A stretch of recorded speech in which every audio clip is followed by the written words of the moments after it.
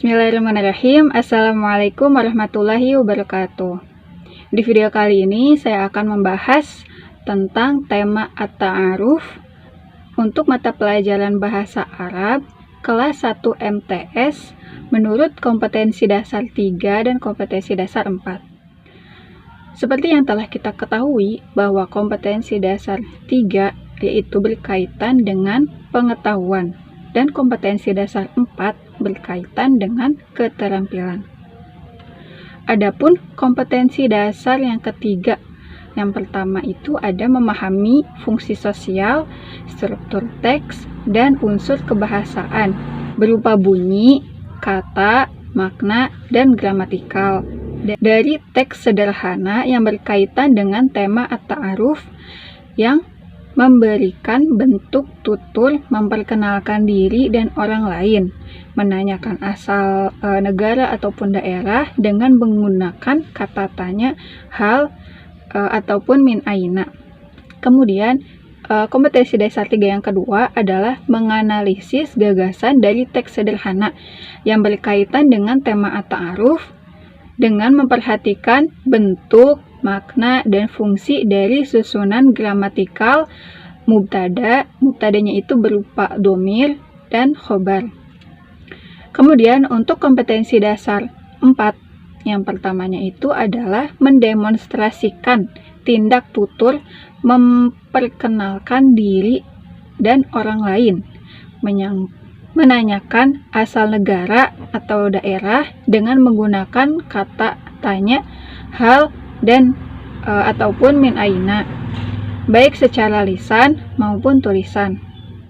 Adapun kompetensi dasar 4 yang keduanya itu yaitu menyajikan hasil analisis gagasan dari teks sederhana yang berkaitan dengan tema at-ta'aruf dengan memperhatikan bentuk, makna, dan fungsi dari susunan gramatikal mubtada yang berupa domir dan khobar. Dalam tema at-ta'aruf sendiri terdapat 5 poin. Yang pertama itu ada al-mufradat atau kosakata, kemudian yang kedua ada an-nusus ataupun teks-teks, yang ketiga ada al-hiwar ataupun percakapan, yang keempat ada at-tarkib ataupun pola bahasa, dan yang kelima ada al-istima yaitu mendengarkan, atau dalam bahasa Inggrisnya itu listening section. Nah, dalam tema at-ta'aruf sendiri yang pertama itu kan ada al-mufradat atau kosakata. Nah, dalam al-mufradat ini terdapat beberapa poin, yaitu ada 5 poin. Yang pertama itu ada al-mufradatnya sendiri atau kosakata yang berupa kalimat dan maknanya atau artinya. Kemudian yang kedua ada al-istifham atau kata tanya. Yang ketiga ada at-tahiyat ataupun kata sapaan. Yang keempat ada al-amilun ataupun profesi, dan yang kelima ada al-jihad atau arah mata angin. Nah, untuk poin yang pertama itu ada al-mufradat ataupun kosakata. Kosakatanya sendiri juga di sini masih kosakata yang sederhana, kosakata yang pasti digunakan dalam percakapan sehari-hari. Seperti huwa itu artinya dia untuk laki-laki, kemudian hiya yang artinya dia perempuan, kemudian anta yang artinya kamu laki-laki, dan anti yang artinya kamu perempuan, anak artinya saya. Kemudian ada juga hadza artinya ini laki-laki, hadhihi ini untuk perempuan, dzalika itu untuk laki-laki, tilka itu untuk perempuan, dan ismi artinya nama saya. Poin selanjutnya ada al-istifham atau kata tanya. Nah, di sini juga ada beberapa kata tanya atau istifhamnya. Yang pertama ada ma yang artinya apa, hal yang artinya apakah, man yang artinya siapa, kaifa yang artinya bagaimana, dan min aina yang artinya dari mana. Ini juga termasuk cangkupan dari kata tanya yang seperti kita sudah ketahui, yaitu 5W 1H ya. Poin selanjutnya yaitu ada at-tahiyat atau kata sapaan. Nah, kata sapaannya ini biasanya kan sapaan itu dilakukan lebih dari satu orang ya. Contohnya seperti misalnya saya menyapa Assalamualaikum, kemudian menjawab Waalaikumsalam. Kemudian saya menyapa lagi Sobahul Khair, selamat pagi. Kemudian dijawab lagi Sobahun Nur, selamat pagi juga. Kemudian saya menyapa lagi Ahlan wa sahlan. Kemudian saya dijawab Ahlan bik, selamat datang juga itu. Kemudian saya bertanya lagi kaifa haluki atau kaifa haluka, bagaimana kabarmu? Nah, kemudian dijawab ana bil khairi alhamdulillah, saya baik-baik saja alhamdulillah. Kemudian saya menjawab lagi syukron gitu. Kemudian dijawabnya afwan. Nah, untuk terima kasih ini kan dijawabnya afwan. Afwan ini bisa atau berarti sama-sama dan bisa juga berarti maaf. Kemudian jika saya menyapa atau menjawabnya lagi ila liqa, selamat tinggal, sampai jumpa gitu. Kemudian dijawabnya juga ma'assalamah gitu ya, semoga selamat. Nah, di sini semoga selamatnya itu untuk semoga selamat sampai tujuan. Poin selanjutnya itu ada al-amilun atau pekerjaan atau juga profesi. Nah, untuk profesi sendiri ini ada perbedaan untuk mudzakkar lil mudzakkar atau untuk laki-laki, walil mu'annas, dan untuk perempuan. Bedanya itu untuk perempuan itu ditambahkan tak marbutoh. Nah, seperti contohnya ini ada tilmidun. Tilmidun itu artinya murid untuk laki-laki, dan tilmidzatun adalah murid perempuan. Kemudian ada lagi syurtiyun yang artinya polisi laki-laki. Kemudian untuk perempuannya itu ada syurtiyatun yang artinya polwan atau polisi wanita. Kemudian ada lagi sohafiyun. Sohafiyun itu yang berarti wartawan laki-laki. Kemudian untuk perempuannya sohafiyatun, wartawan perempuan. Nah, poin selanjutnya itu ada al-jihad atau arah mata angin. Di sini itu dijelaskan semuanya gitu ya, seperti tengah-tengah itu al-wusto gitu ya. Kemudian atasnya itu ada utara. Utara itu asyamaliyah. Kemudian miring sini sedikit ada syamalun syarki. Oh, artinya timur laut. Kemudian di sini ada timur. Timur itu syarqiyun. Kemudian ada junubus syarqi, yaitu tenggara. Kemudian di sini ada selatan atau junubiyah, al-junubiyah. Kemudian di sini ada barat daya atau junubun gharbi. Kemudian ada barat gharbiyatun. Ada syamalun gharbi, barat daya. Kemudian kembali lagi ke utara, asyamaliyah. Nah, pembahasan selanjutnya dari tema at-ta'aruf itu kanusus, yaitu artinya teks bacaan. Seperti misalnya yang sudah ada di contohnya itu, teks bacaan itu berupa Assalamualaikum, ana thalibun, yang artinya saya murid laki-laki. Ismi Azam, nama saya Azam. Wa hadza Mahmud, dan ini Mahmud. Huwa thalibun, dia murid laki-laki. Huwa shadiqi, dia teman laki-laki saya. Kemudian dan seterusnya juga. Pembahasan yang selanjutnya dari tema at-ta'aruf ini ada al-hiwar ataupun percakapan. Contohnya di sini ada percakapan antara Azam dan Naufal. Assalamualaikum. Naufal menjawab Waalaikumsalam. Kemudian Azam menyapa lagi ahlan wa sahlan, selamat datang. Kemudian Naufal menjawab ahlan bik, selamat datang juga. Kemudian Azam bertanya, ismi Azam, mas muka, nama saya Azam, dan siapa namamu? Kemudian Naufal menjawab, ismi Naufal, nama saya Naufal.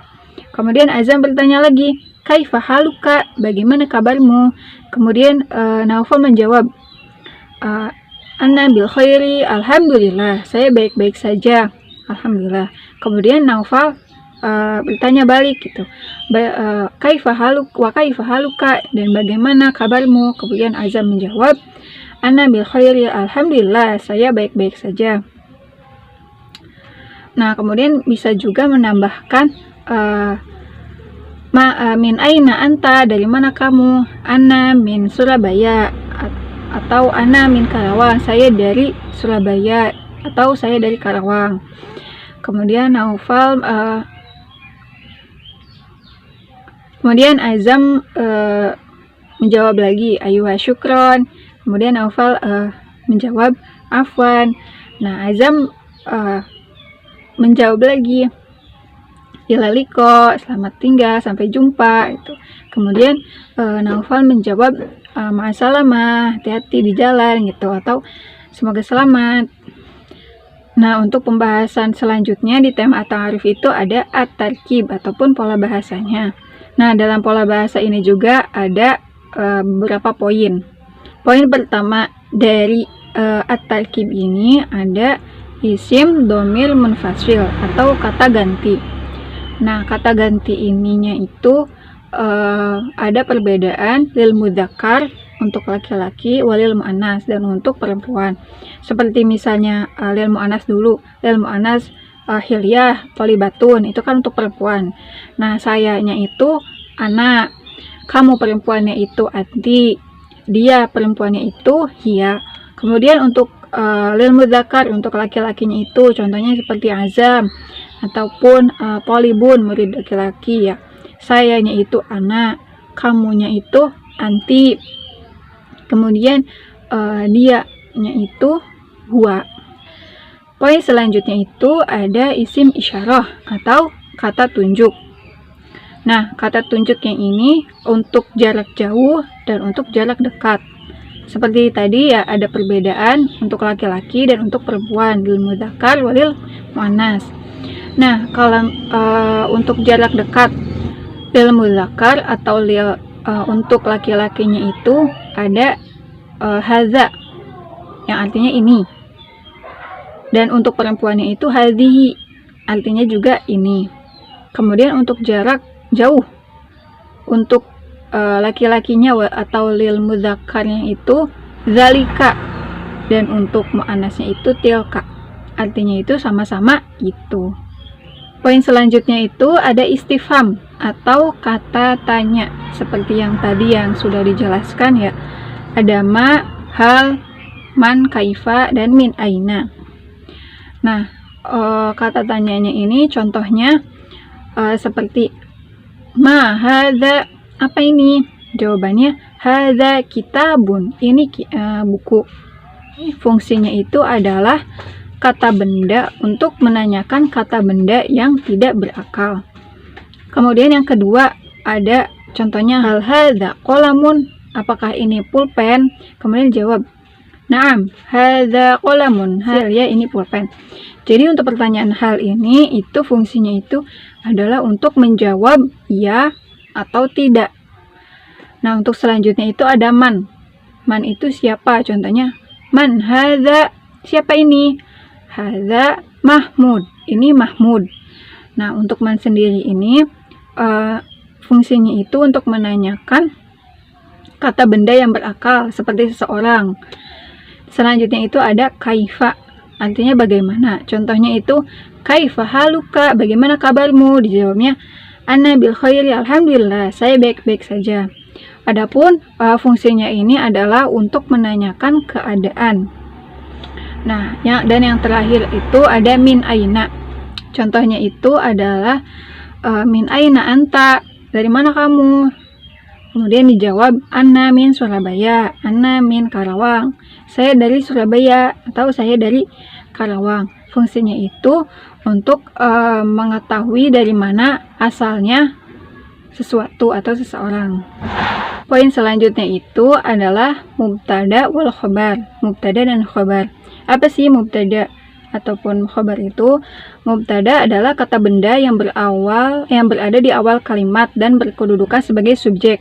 Kemudian khobar sendiri adalah kata benda setelah mubtada yang berkedudukan sebagai predikat. Contohnya di sini seperti anta Umar, kamu Umar. Nah, mubtadanya sendiri itu adalah anta dan khobarnya itu adalah Umar. Di sini perlu dijelaskan bahwa jika mubtadanya itu mudzakkar, maka khobarnya pun harus mudzakkar, dan jika mubtadanya muannas, maka khobarnya pun harus muannas. Nah, pembahasan terakhir dari tema at-ta'aruf ini ada al-istima' ataupun mendengarkan, listening ya. Bisa di sini diberikan contoh guru yang menyebutkan huruf-huruf bahasa Arab yang mirip. Jadi di mana guru misalnya melafalkan ha, melafalkan antara ha, jadi murid itu harus menulis antara ketiga huruf itu di mana yang benar, mana yang huruf ha, seperti itu. Mungkin dicukupkan video kali ini, kurangnya mohon maaf. Semoga bermanfaat. Terima kasih. Wassalamualaikum warahmatullahi wabarakatuh.